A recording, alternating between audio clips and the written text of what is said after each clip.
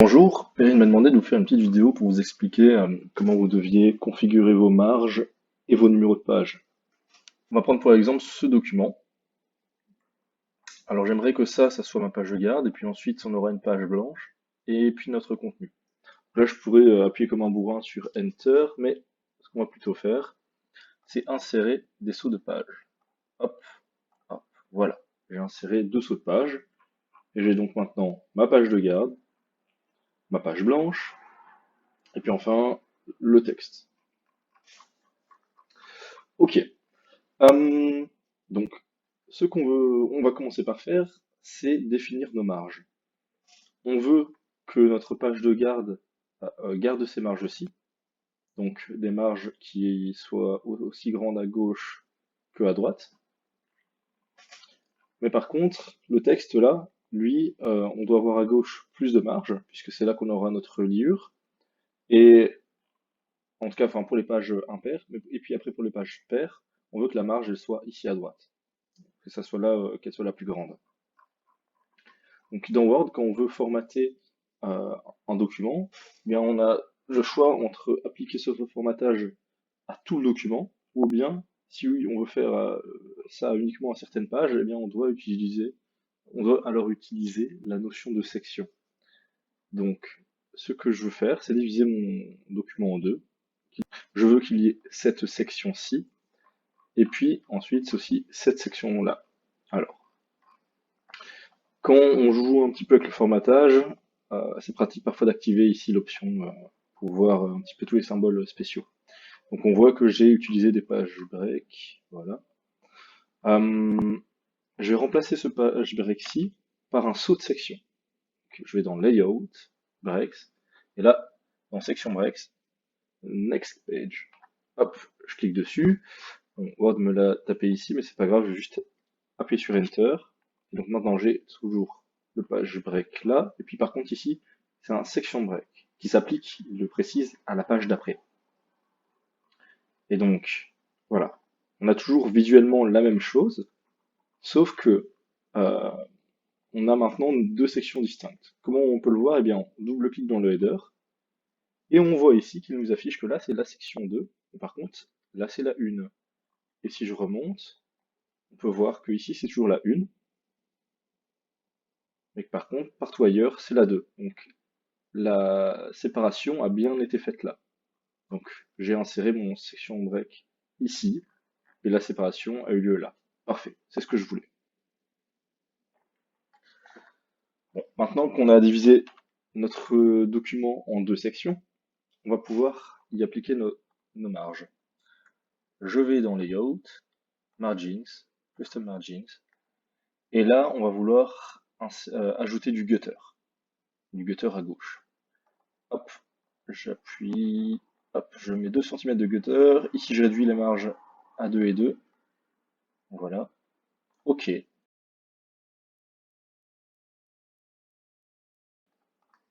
Et on peut constater que notre page de garde a été intacte, enfin, ça n'a pas bougé.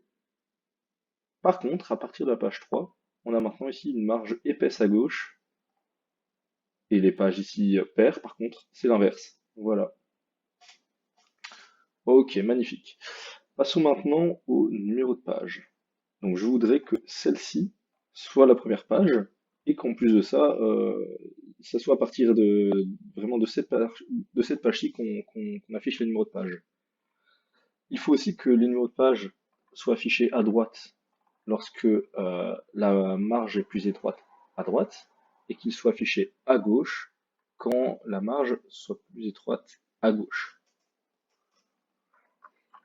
Comment faire ça? Je double-clique dans mon footer et je vais décocher ici Link to Previous, et puis je vais Insert, Page Number, Bottom of Page, ici. Voilà. OK, OK. Vous avez vu, j'ai bien coché différent entre les pages paires et impaires.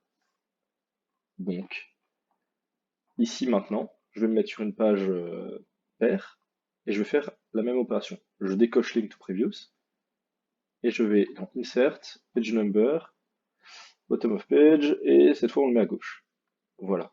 Et vous pouvez voir ici que ça n'a pas changé. J'ai bien ici à droite et là à gauche. Ok, cool. Bon. Et on peut aussi voir que ici le numéro de page n'apparaît pas.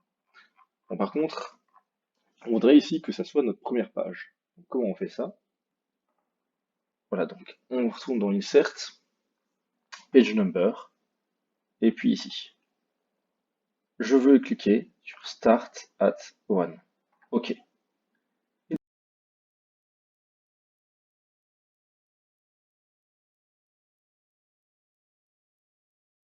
C'est bon. J'ai ma page numéro 1 là, toujours rien affiché ici, et puis ici, 2, 3, etc. Magnifique. Dernière petite chose, ici, on est en quoi?